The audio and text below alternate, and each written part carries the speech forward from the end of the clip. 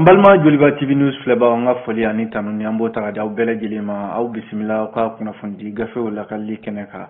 limana obiye tarata ye mimbi talike juin kalo ale tile mois ani kelen soro samba flani moga ani fla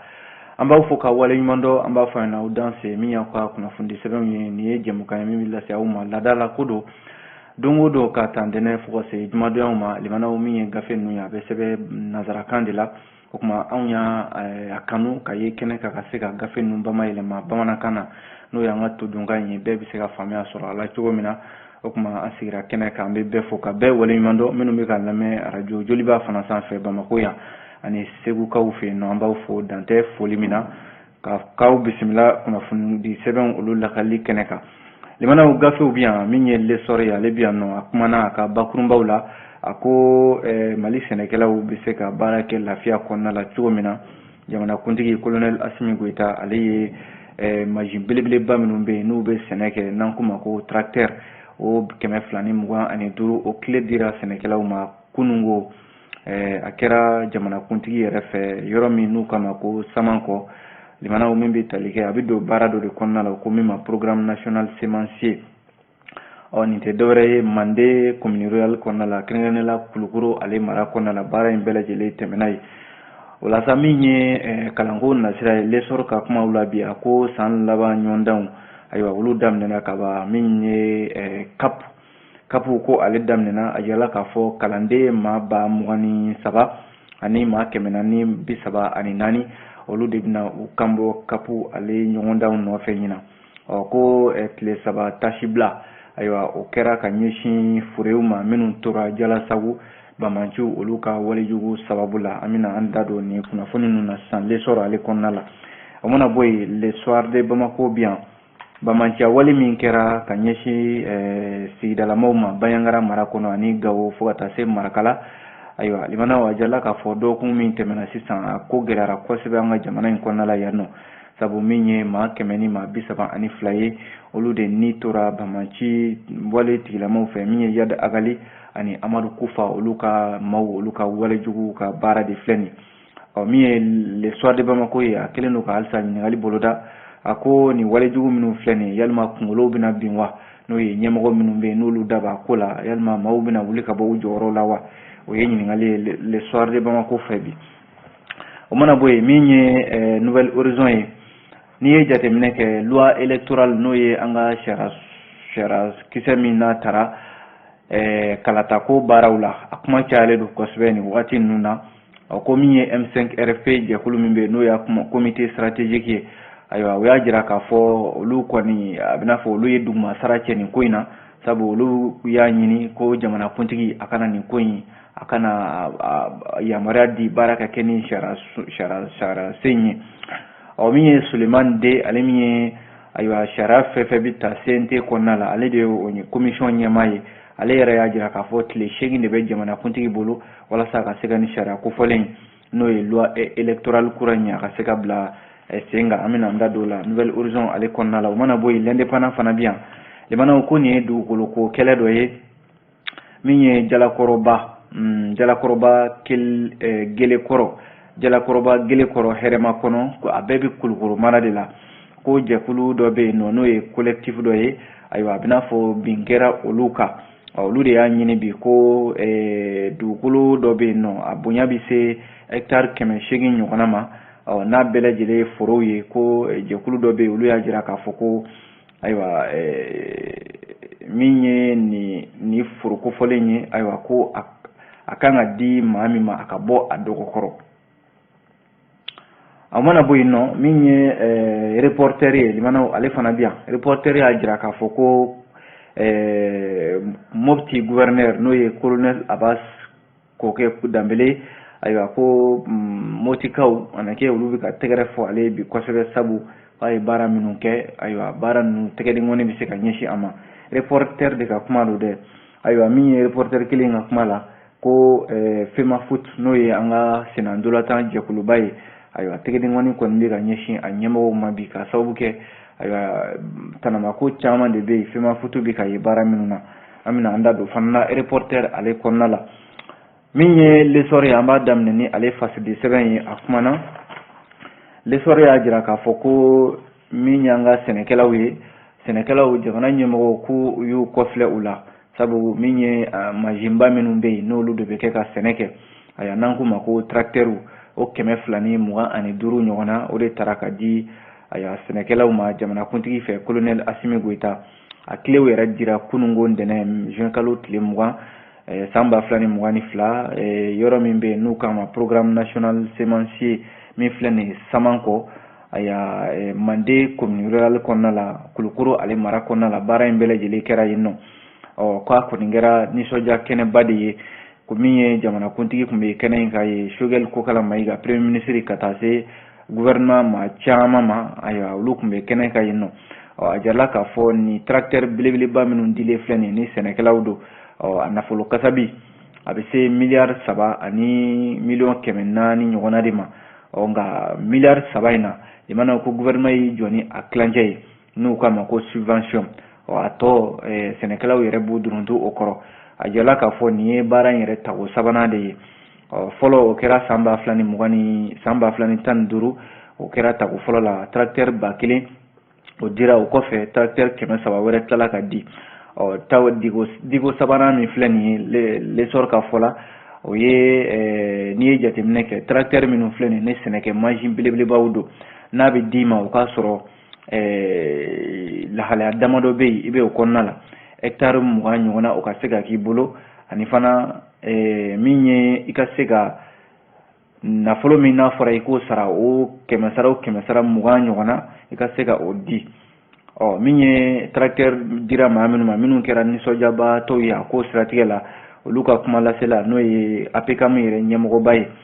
Sanusi Buya Sila ayiwa ale yɛrɛ kumana kosɛbɛ a ye folikan belebeleba di gouvernement ma nin baara in siratigɛ la a ko ni tracteur minnu filɛ nin ni a marquew ye Lovol 600B ani Mahindra 585 i mana o tracteur ninnu a bɛ se ka baara min kɛ a bɛ t'i jɔ baara 12 fo ka taa bila baara 15 a si ni si tɛ kelen ye o baaraw la cikɛw tɛmɛnen kɔfɛ ani labureliw n'a ɲɔgɔnnaw ayiwa ko mansinba ninnu u bɛ se ka hali courant di sigidalamaw ma mansinba ninnu fana u bɛ se ka ayiwa maaw ka doniw ta cikɛw kɔfɛ u bɛ se ka baara caman kɛ baara minnu bɛ yen jamanaw n'a a ka ca kosɛbɛ ayiwa sɛnɛ kɔfɛ fɛn caman bɛ yen u bɛ se k'o mago ɲɛ jamanakuntigi y'a jira k'a fɔ colonel Asimi Goita ko nin ye nisɔndiya ye ko nin ayiwa nin mansinba minnu dilen filɛ sɛnɛkɛlaw ma nin kɔni ye fitinin de ye a ko la sabu ko baara tɔw bɛ kɔfɛ ka na n'o ye ka sɛnɛkɛminɛnw ani sɛnɛkɛlaw yɛrɛ dɛmɛ kosɛbɛ sabu a yɛrɛ ka fɔ la Mali bɛ jɔyɔrɔ sabanan min na bi farafinna ayiwa tilebiyanfan jamanaw kɔnɔna la Nigeria ani Ghana kɔfɛ o b'a jira k'a fɔ Mali sɛnɛ nasira la ani baganmara nasira la jɔyɔrɔba de bɛ an bolo a kan ka o jɔyɔrɔ in an kan ka an jija o la walasa min ye dunga fa ye o bɛ se ka sabati cogo min na ale lesɔrɔ kelen kɔnɔ jamanaw an y'aw tulo lasɔmi sisan k'a fɔ min ye san laban ɲɔgɔndanw ye ayiwa olu bɛ ka boloda ko kalankɛyɔrɔ minnu bɛ yen n'o ye centrew ye o 76 ɲɔgɔnna o de tilatilala an ka jamana kɔnɔna la yan lesɔrɔ ka fɔ la nin bɛ tali kɛ CAP n'o ye certificat d'aptitude professionnelle ayiwa o ɲɔgɔndanw olu de baaraw daminɛna a jarala k'a fɔ ɲɔgɔndannaw ma 23 ani 434 olu de bɛ k'u kanbɔ CAP ale nɔfɛ ɲina ministre min bɛ yen n'ale bɛ kalanko kunna madame Sidibe Dedewu Usman ale ye hakililajigin kɛ kalanden kelen-kelenna bɛɛ lajɛlen la ayiwa u ka se ka u jija u k'u jija u yɛrɛ kolo la walasa ɲɔgɔndan min filɛ nin ye u ka se ka se sɔrɔ u yɛrɛ kolo la a jarala k'a fɔ nin ɲɔgɔndanna ninnu jamanaw Bamako yan nɔ yɛrɛ ko ɲɔgɔndan in a daminɛna yan nɔ sabu kalanden maa 600 ani maa 3 ayiwa olu de bɛ Bamako dugu kɔnɔna la yan olu la musomanin 364 b'a la cɛw la o bɛ se maa 100 ni maa 95 ɲɔgɔnna ma olu kɔni tilatilalen don limanaw min ye kalan yɔrɔw olu ni ɲɔgɔn cɛ Bamako yan nɔ a jala k'a fɔ kabi nɛgɛ kanɲɛ 7 sanga 30 minisiri min bɛ yen n'ale bɛ kalanko kunna limanaw ale ye baara in datigɛ o ye tamasiyɛn k'a jira k'a fɔ baara in nafa b'a la o ye an ka kalanden minnu bɛ yen n'olu bɛ ka certificat d'aptitude professionnelle o ɲɔgɔndanw kɛ limanaw a jala k'a fɔ nin baara min filɛ nin a kɛkun de ye walasa san laban ɲɔgɔndanw ayiwa olu bɛ se ka boloda cogo min na ko ɲina kalanko limana a kɔni kɛra basigi kɔnɔna la min ye kalanyɔrɔ minnu filɛ i n'a fɔ esika kalanyɔrɔ kandida 200 bɛ o yɔrɔw la ani sali 8 bɛ o yɔrɔw la yen nɔ a jala k'a fɔ ɲɔgɔndan in kɔni a bɛ ka kɛ basigi kɔnɔna la minisiri yɛrɛ ka fɔ la ale kɔni bɛ se ka min fɔ bi kalandenw ye o de ye ɲina kalan kɛra basigi kɔnɔna la wa kalandenw yɛrɛ k'u jija u yɛrɛ kolo la u ye kalan min kɛ ɲina san kɔnɔna la u k'o jaabi ɲumanw yira an bɛ dugawu de kɛ limanaw kalanden minnu bɛ ka nin ɲɔgɔndan ninnu kɛ ala k'u gɛrɛsɛgɛ yanni ka bɔ lesɔr kɔnɔ a y'a jira k'a fɔ walejugu min kɛra Jalasagu ko jamana ɲɛmɔgɔw ko ka tasi bila tile 3 ko k'o sigi ayiwa jamana fan bɛɛ lajɛlen fɛ walasa a jala k'a fɔ min ye Abdul Kader Gindo ale min ye Amap Bankas ale ka kunnafoni minnu ni olu sɔrɔla a y'a jira k'a fɔ bamakimaw minnu bɛ yen ni o ye marifatigi gɛlɛmanw ye olu de taara bi Jalasagu a filɛ ni Bankas marabolo ka juma tɛmɛnen na nɛgɛ kanɲɛ 16 waatiw la limanaw a kɛra sababu ye min ye cɛ marifatigi ninnu ye u sera hali duguncini minnu bɛ n'o bɛ Jalasagu kɛrɛfɛ n'o ye Desagu Janweli a bɛɛ lajɛlen bɛ Jalasagu commune kɔnɔna la limanaw ka maaw bɔnɛ u ni na minnu bɛ ni olu u fa cogo sugu bɛɛ lajɛlen limanaw k'u y'o ta ka da ninnu kan a jala k'a fɔ Jalasagu Janweli Desagu ayiwa ni yɔrɔ kofɔli minnu filɛ nin ye limanaw ko maa 100 ani maa 32 o de ni bɔnɛna a yɔrɔ ninnu na wa gouvernement ka communiqué min n'o kɛra a y'a sɛbɛntiya k'a fɔ ayiwa maa minnu kɛra sababu ye ka nin baara ninnu kɛ o ye Katiba de Masina n'o ye Amadu Kufa ale ka kɛlɛcɛw ye ani maa b'a la fana minnu fana ma se ka lakodɔn min ye maa minnu ye kunnafoni di o y'a jira k'a fɔ nin maa kofɔlen ninnu o kɛlen kɛ ka baara in kɛ nɛgɛ sɔgɔmada joona fɛ nɛgɛ kanɲɛ 5 waatiw u ka sɔrɔ k'u kɔdun gouvernement y'a jira k'a fɔ ayiwa ale kɔni bɛ dugawu kɛ maa minnu fatura ala ka u dayɔrɔ sumaya minnu bɛ yen ni joginida bɛ olu la ala k'u ka joginidaw nɔgɔya kɔ gouvernement ka sɔrɔ ka jamanaden bɛɛ lajɛlen ladɔnniya walasa ka se ka tasibila kɛ ka ɲɛsin nin maa kofɔlen ninnu ma ko ka tile 3 sanga sigi ko k'o kɛ ko nka a bɛ layidu di jamanadenw ma minnu ye nin baara in kɛ k'u na ɲini ka tɛgɛ da u kan k'u bila sariya ale ka bolo kan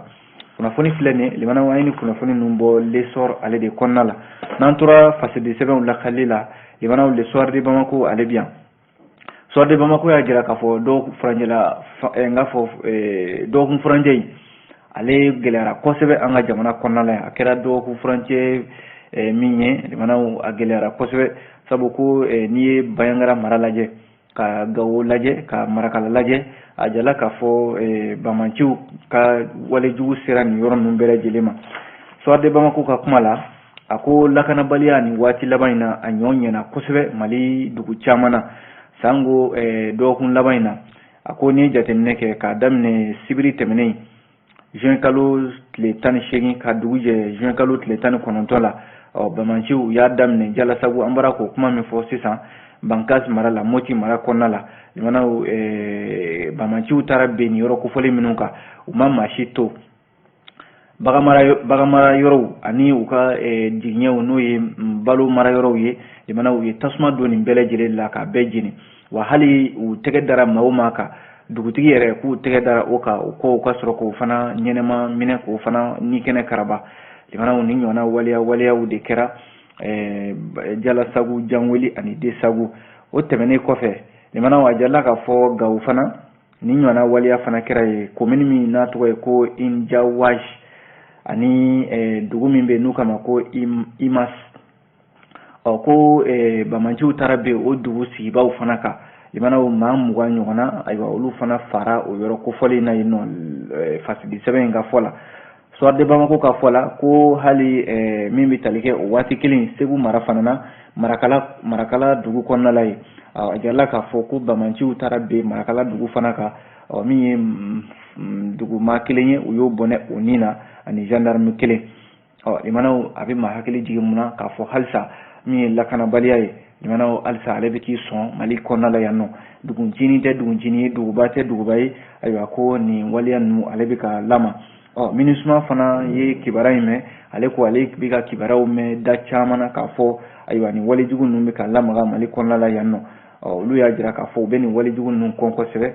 k'u na layidu di maa minnu bɛ yen ni ayiwa olu bɛ nin lahala ninnu kɔnɔ k'u na wuli k'u jɔ walasa ayiwa olu ka bɔ nin lahala ninnu kɔnɔna la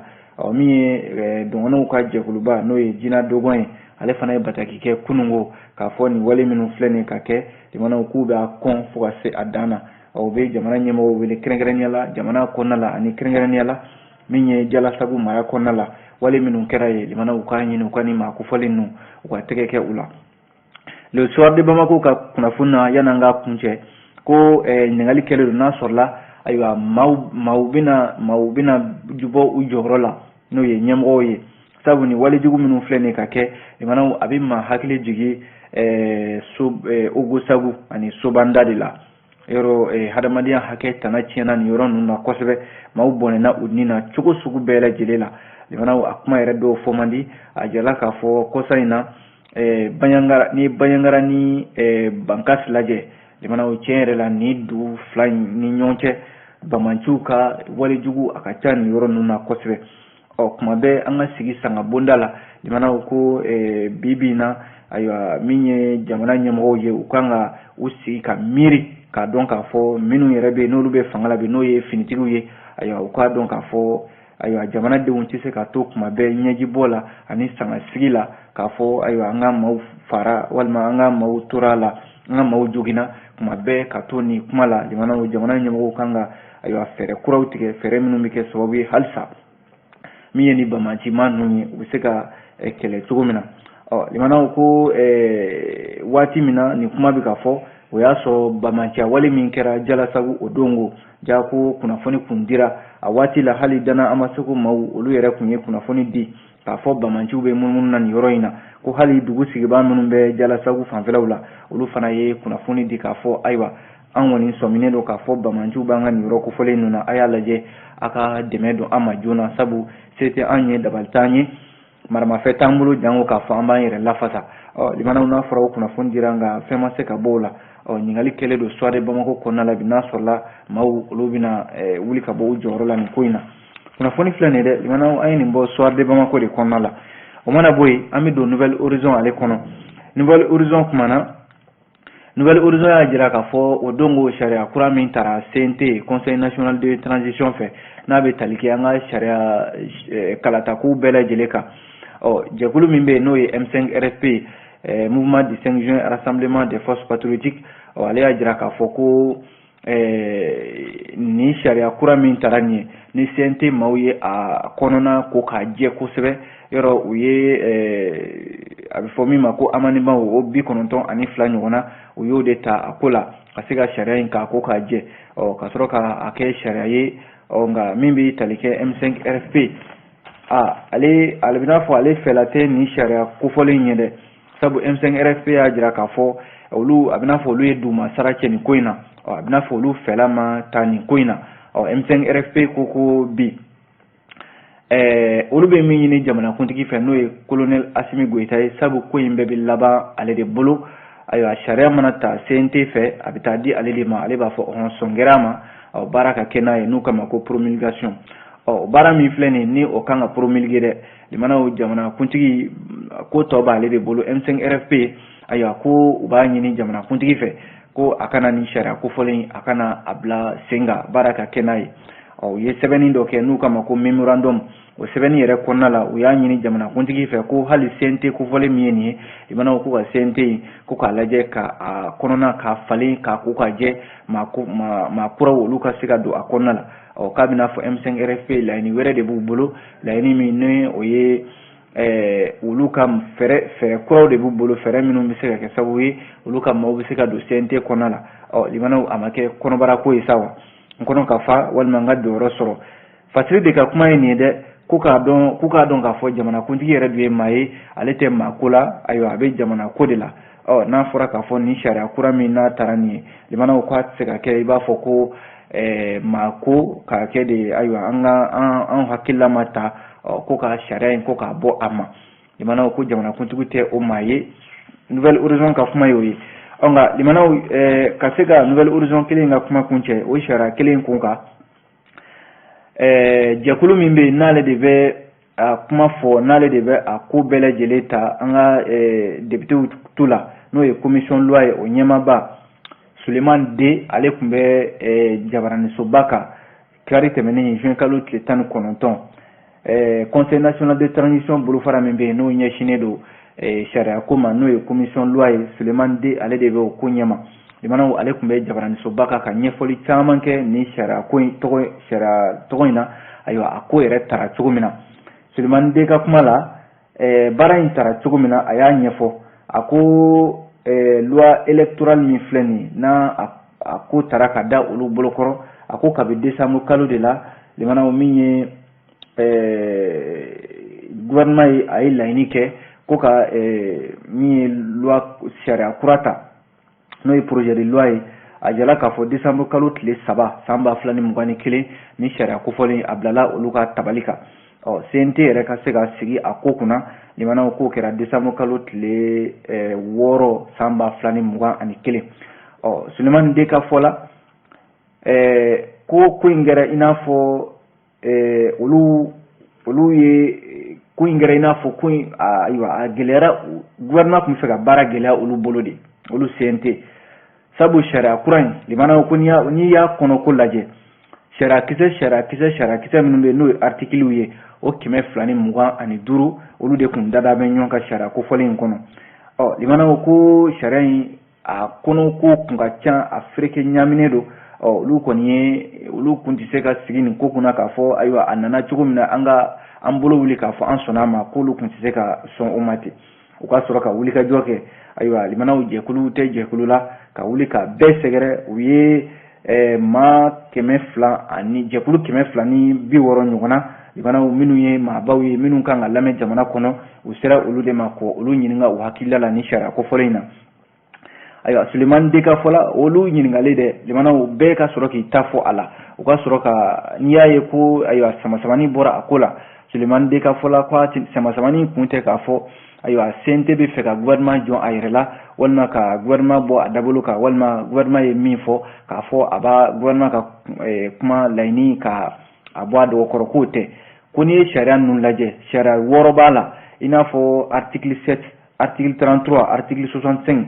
article 150 article 171 ani article 172 limanaw k'olu kun ye sariyaw ye minnu tɛ se ka ye ka to yen fiyewu fo a ka lajɛ ayiwa sɛbɛncogoyaw a n'a taabolo ka se ka yɛlɛma don a la dɔɔni sabu u ye maa minnu ɲininka olu y'a ye k'a fɔ nin tɛ jamanadenw ka taabolo ye u ka sɔrɔ k'a ko in loi électorale limanaw amendement 92 ka o don a kɔnɔna la u nana ye k'a fɔ sa yɛlɛmani minnu bɛ yen n'o b'a kɔnɔna la o nana wolo min na o ye jɛkulu dɔ ye n'o kama ko autorité indépendante de gestion des élections u ye o bila sen kan ani fana min bɛ tali kɛ organe unique de gestion des élections u y'o fana bila sen kan a ko la nin kɔni nin jɛkulu fila in a bɛ n'a fɔ ninnu bɛna jɛkulu wɛrɛw de nɔna bila n'o ye délégation générale des élections DGE ani commission électorale nationale indépendante CENI ayiwa ko nin jɛkulu fila in de bɛna ninnu nɔra bila limanaw ko n'o olu tun b'a baara in kɛ ten CNT ko in sariya sen nana bila olu bolokɔrɔ cogo min na n'o ye loi électorale ye ko gouvernement k'a faamu k'a fɔ ayiwa CNT mana ko in ta k'a fɔ i b'a fɔ gouvernement bɔ a dabolo kan o tɛ CNT ye jamanadenw de ka kumada ye olu de bɛ jamanadenw ka ci la n'a fɔra k'a fɔ sariya nana bila u ka bolo kan olu fana k'o ye k'o to yen ten ko nka gouvernement fana waati b'a bolo ka ko in ta n'anw ma sɔn a ma ka taa n'a ye cour suprême ale fan fɛ ka se ka u ka fɛla ye min ye k'o fana fɔ yanni tile 8 o de bɛ jamanakuntigi yɛrɛ bolo ka se ka ayiwa baara in k'a bila sen kan yamaruya bɛ gouvernement bolo ka taa ni ko in ye cour constitutionnelle la k'a fɔ ayiwa CNT kɔni ye nin kɛ an ma sɔn nin ma nin yɔrɔ in an bɛ fɛ a ka kɛ tan an bɛ fɛ a ka tilen nin cogoya la o fana bɛ gouvernement o yamaruya bɛ gouvernement bolo limanaw kunnafoni filɛ nin ye an ye nin bɔ nouvelle horizon ale kɔnɔna la o mana bɔ yen l'indépendant a bɛ yan nɔ a kumana limanaw l'indépendant y'a jira k'a fɔ ko nin ye dugukoloko kɛlɛ dɔ ye min ni ayiwa jɛkulu dɔ bɛ yen a bɛ n'a fɔ bin kɛra olu de kan jɛkulu in y'a jira k'a fɔ ko réserve foncière belebele n'o ye dugukolo fɛla belebele dɔ a ka bon kosɛbɛ a bɛ se hectare 800 ɲɔgɔnna de ma a bɛɛ ye foro de collectif des victimes de la réserve foncière de Jarakɔrɔba ayiwa olu de ye ɲɔgɔn ye ba dɔ kɛ kari tɛmɛnen na ko u bɛ fɛ min ka kɛ sa o de ye k'a fɔ ni sɛnɛkɛyɔrɔ belebeleba in i mana a ka to u ka bolo kan sabu olu ɲɛ b'a la k'a fɔ furanjɛla fanga limana u nan bɛ yurukuyuruku ale kɛlɛli ani ka maaw bila u ka hakɛ kɔnɔna la n'o ye tiɲɛ ye u b'a ɲini furanjɛla fanga fɛ limanaw ni yɔrɔ kofɔlen min filɛ nin ye limanaw ko a ka to yen a ka bila olu ka hakɛw kɔnɔna la sabu yɔrɔw don kabi olu makɛw tile olu de tun bɛ sɛnɛ kɛ nin yɔrɔ kofɔlen ninnu na ko nka a bɛ n'a fɔ yɔrɔ in bɛ fɛ ka ta de ka tila maaw bɛ fɛ ka taa kɛ sojɔ yɔrɔw ye min ye Umar Samake ale min ye collectif maa ye premier conseiller don Jalakɔrɔji dugutigi ka premier conseiller don ale y'a jira k'a fɔ yɔrɔ min filɛ nin n'a bɛ se hectare 800 ɲɔgɔnna ma ko kabi san 2007 waatiw la ko samasamani bɛ u ni maa dɔw cɛ n'o ye sɛnɛkɛlaw ani maa dɔw cɛ Burulayi Cɛden Samake ale yɛrɛ ye ko in na kɔlɔlɔ sɔrɔbaa fɔlɔ dɔ ye sabu a jarala k'a fɔ kunungo ntɛnɛn yɛrɛ katikaw fɛ yen ko maa dɔ bɛ yen a na kɛ o taara bin Burulayi Cɛden Samake in ka dugukolo kan limanaw k'a fɔ ko ale ta don n'o ye sɔrɔ bosoba dɔ y'an ka jamana kɔnɔ yan limanaw o min filɛ nin dɛ ko sɔmi yɛrɛ la ayiwa o de ka ɲi k'o de la min bɛ tali kɛ dugu minnu bɛ yen i n'a fɔ Jalakɔrɔba Gelekɔrɔ Hɛrɛma kɔnɔ nin dugu saba in u bɛɛ bɛ Kulukoro mara la Kati cercle kɔnɔna la u ye sigikafɔba dɔ kɛ n'o ye assemblée générale dɔ ye ayiwa k'olu sɔmina k'a fɔ u ka dugukolo a bɛ ka fɔri dɔɔni u ye lettre dɔ de kɛ lettre min n'u y'o ci ayiwa ministère de l'administration territoriale ma ani CNT u ka se ka nin ko in lajɛ yanni bin ka kɛ olu kan u ka nin dugukolo belebeleba in u ka sɛnɛkɛyɔrɔ don i mana yanni a ka bɔsi u la o de la collectif min filɛ nin ye u ko olu bɛ min ɲini minnu bɛ yen n'u bɛ ka taa ni a fɔra k'a fɔ Kati préfet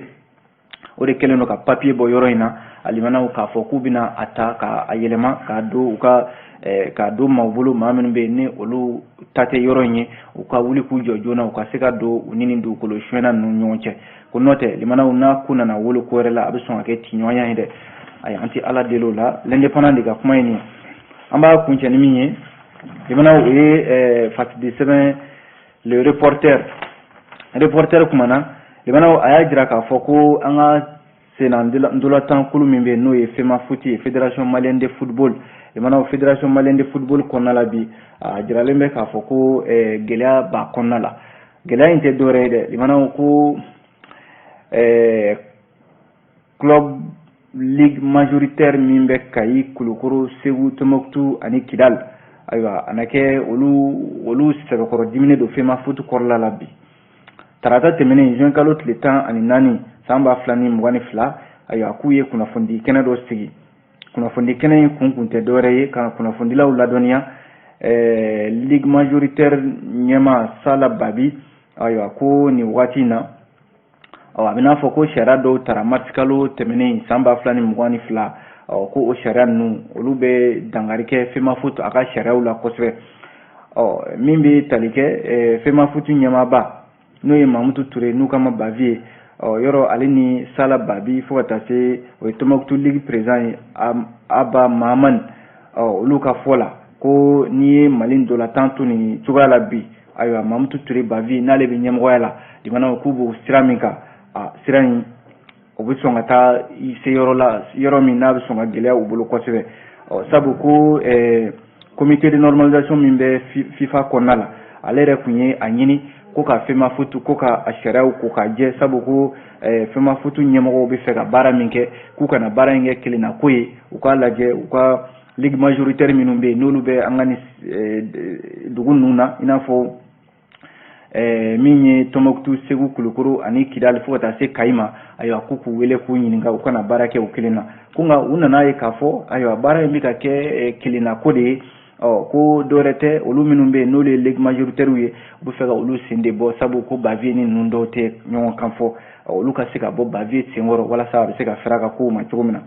Gabriel Tienu ale de ka fasiri nin ye an ye nin bɔ reporter ale kɔnɔna la limanaw a bɛ dansigi kɛ kunnafoni sɛbɛnw lakali la ayiwa ni ala sɔnna an na ɲɔgɔn sɔrɔ yan sini gafe kuraw mana bɔ k'o lakali aw ye o kuma a k'an bɛn diɲɛ waati wɛrɛ